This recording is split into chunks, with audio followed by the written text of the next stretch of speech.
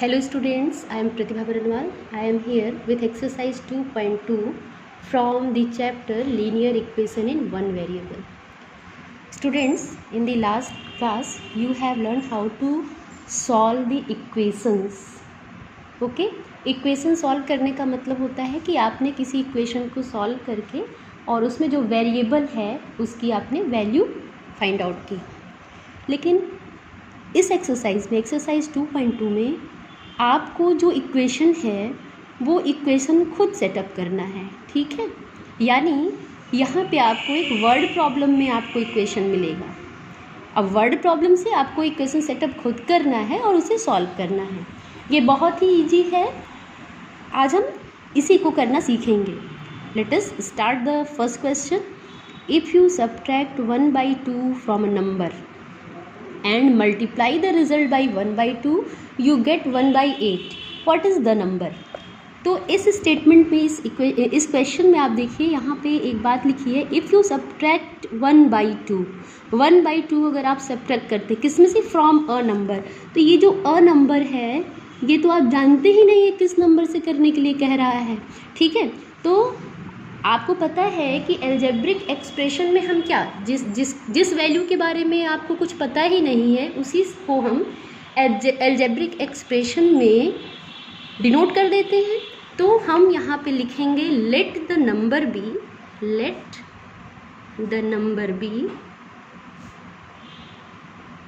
x. अगर हमने उस नंबर को x मान लिया तो अब हमें according to question, a means according, TO2 Q means question.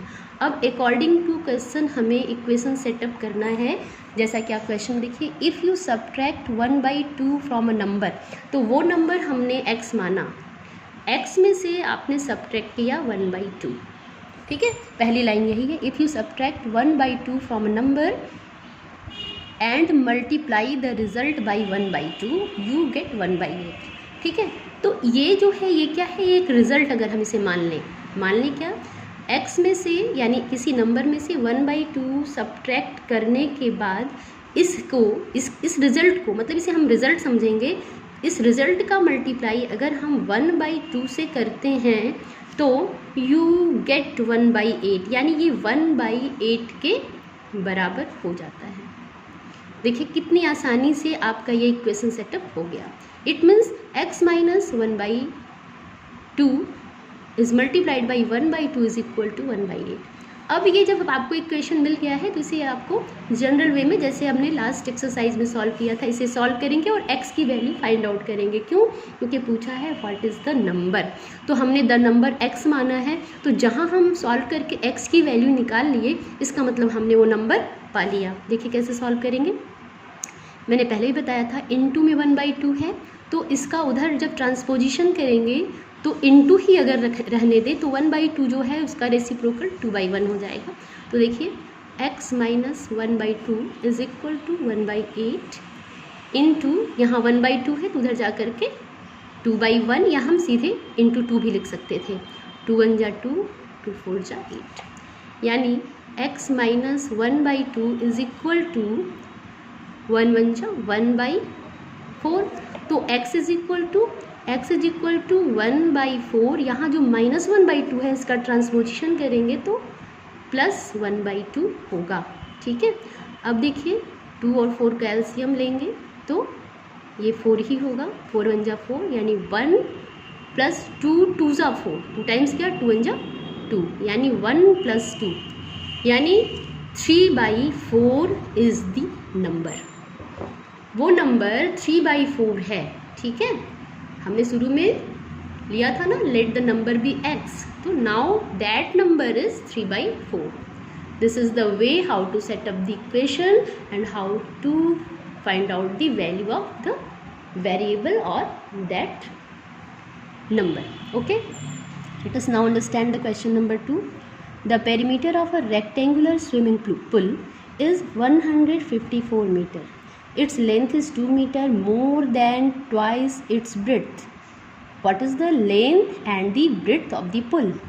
तो एक स्विमिंग पूल है. ठीक है, ये देखिए यहाँ पे हमने स्विमिंग पूल बना दिया है. ठीक, तो उस स्विमिंग पूल का आपको पेरीमीटर पता है, perimeter of rectangular swimming pool is 154 metre. ठीक है, अब इसके लेंथ और ब्रेड्थ के बारे में, ये इनका आपस में क्या एडजस्टमेंट है या क्या रिलेशन है, ये यहाँ पे बताया है। क्या बताया है कि it's length is 2 metre more than twice of its breadth. तो ब्रेड्थ से के ट्वाइस का से भी 2 मोर है इसका लेंथ। ठीक है, तो ब्रेड्थ तो हम सबसे पहले सपोज कर लेंगे कि let the breadth of the pool be x। अगर हमने ब्रेड्थ को ही x मान लिया, देखिए इधर ब्रेड्थ होता है ना, और ये लेंथ है, ये पुल हमने बनाया है। ब्रेड्थ को अगर हमने x माना तो लेंथ क्या है, लेंथ के लिए बोला है 2 मोर than twice of its breadth. तो यानी ब्रेड्थ जो x हमने माना है उसका ट्वाइस मतलब जस्ट डबल, यानी 2 इंटू ब्रेड्थ, उसके ब्रेड्थ के डबल से भी 2 ज़्यादा है, 2 मोर है। ठीक है, तो लेंथ क्या हो गया 2x + 2। ठीक है, तो ये सारी इन्फॉर्मेशन आपको दिया हुआ है। और लास्ट में पूछा क्या है, what is the length and the breadth of the pool. तो आपको इस स्विमिंग पूल का लेंथ यानी x की वैल्यू, लेंथ यानी 2x + 2 की वैल्यू और ब्रेड्थ यानी x की वैल्यू निकालनी है। तो सबसे पहले हमारा ब्रेड्थ ही निकलेगा। ब्रेड्थ क्यों निकलेगा, क्योंकि ब्रेड्थ के लिए ही हमने वेरिएबल यहाँ पे x लिया है। ठीक है, और आप ध्यान से देखिए हर इक्वेशन में आपको सिर्फ एक ही वेरिएबल यूज़ करना है। ठीक, जैसे कि इसमें हमने x लिया था और इसमें भी हमने x ही लिया है, आप कोई दूसरा भी वेरिएबल यूज़ कर सकते हैं। ठीक है, तो अब इसकी इक्वेशन बनाने के लिए ये जो पेरीमीटर ऑफ रेक्टेंगल है इसी के फॉर्मूले को हम बनाते हैं। पेरीमीटर ऑफ रेक्टेंगल होता है 2 इंटू लेंथ प्लस ब्रेड्थ, यही होता है, और जो कि बराबर दिया है 154 के। ठीक है बच्चों, तो 154 के बराबर ये फार्मूला हम, अब फार्मूले में हम लेंथ और ब्रेड्थ को रखेंगे। 2 इंटू लेंथ क्या है आपका 2x + 2। ठीक है, और ब्रेड्थ क्या है x है, तो ये इक्वल हो रहा है 154 के। तो 2x + x यानी 3x, इस 2 को उधर ले जाएंगे तो बाई हो जाएगा, यहाँ पे 3x + 2 is equal to 154 is divided by 2। अगर 2 से डिवाइड करेंगे तो ये हो जाएगा आपका 2 7 जा 14, अगेन 2 7 जा 14। अब देखिए 3x इज इक्वल टू 77।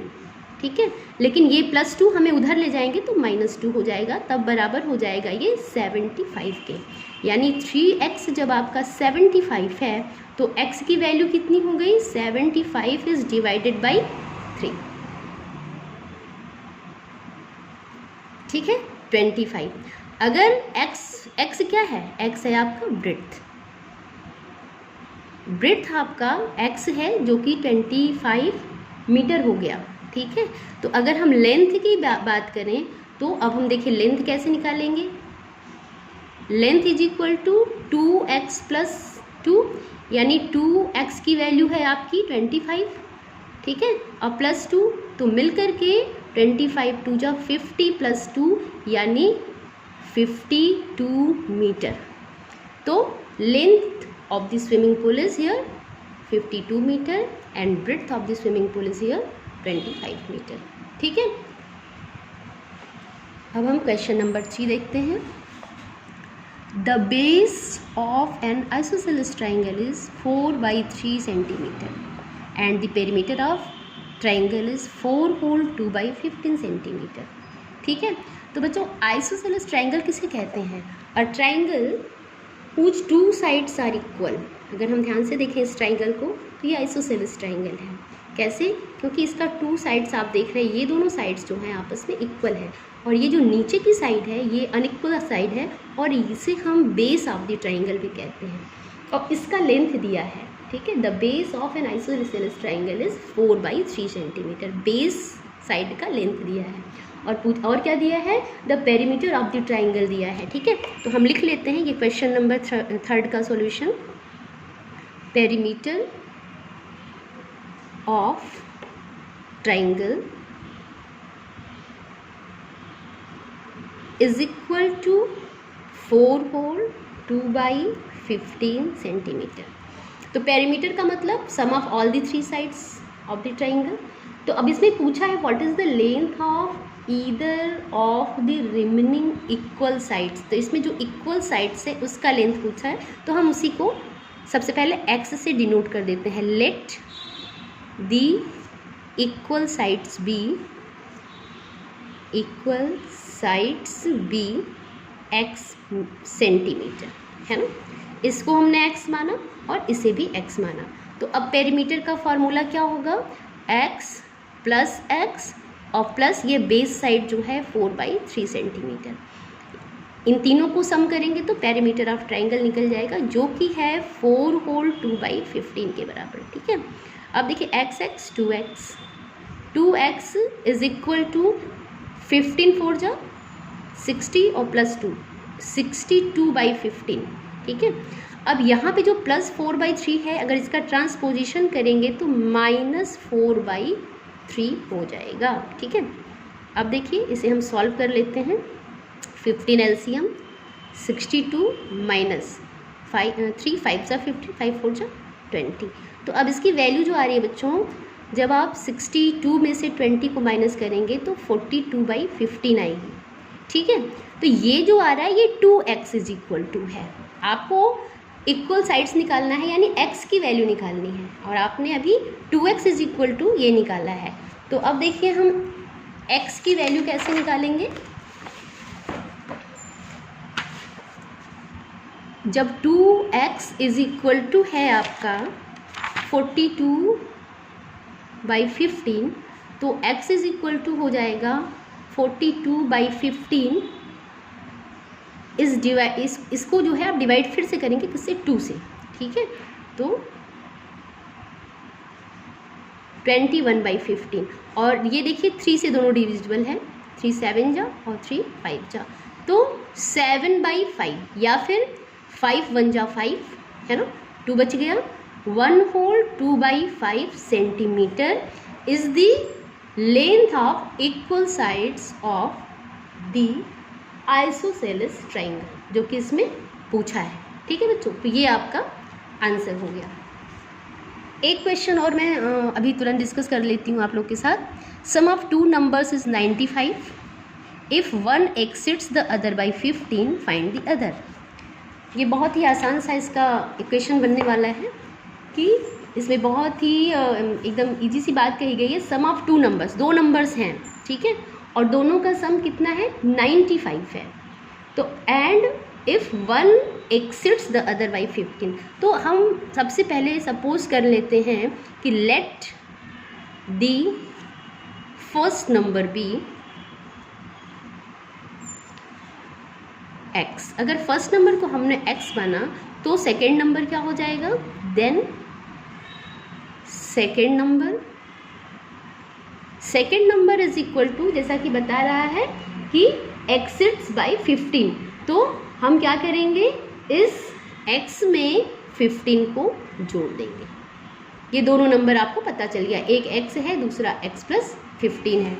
अब अकॉर्डिंग टू क्वेश्चन जब हम इक्वेशन बनाएंगे तो क्या बनाएंगे, sum of both the number, sum of 2 numbers is 95, यानी x पहला नंबर और दूसरा नंबर x प्लस 15, ये दोनों को जब हमने प्लस किया तो आ रहा है 95। x 2x plus 15 is equal to 95, then 2x is equal to 95 minus 15, इधर से प्लस 15 जो है उधर जाके ट्रांसपोजिशन होके माइनस 15 होगा, तो जो बराबर हो जाएगा 80 के। ठीक है, तो 2x इज इक्वल टू 80, तो then x is equal to 80 is divided by 2 यानी 40। तो एक नंबर तो आपका 40 हो गया, x है, ठीक है, एक नंबर आपका x है इसलिए हो जाएगा 40, और दूसरा नंबर आपने x प्लस 15 माना है, तो x प्लस 15 का मतलब है 40 प्लस 15, तो 40 प्लस 15 हो जाएगा 55। तो ये दोनों यानी 40 और 55 आपके दोनों जो हैं नंबर्स हो गए। ठीक है बच्चों, इसी तरह से आप आगे के भी क्वेश्चन सॉल्व करने की कोशिश करेंगे। If you have any problem you can give your suggestion और you can share your problem in the comment box. Thank you.